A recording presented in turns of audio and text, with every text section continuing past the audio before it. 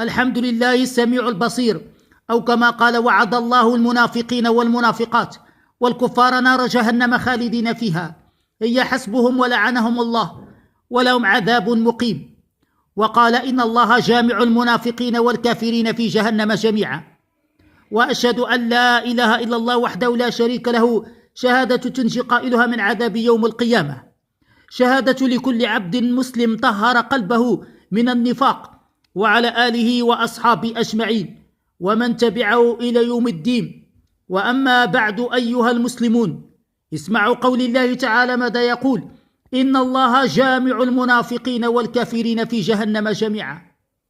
عباد الله المؤمنين، المنافقون يظهرون أمام الناس بمظهر المسلمين، وهم في قرارة أنفسهم يكفرون بالإسلام ولا يؤمنون بالله ولا برسله. قال تعالى عن المنافقين: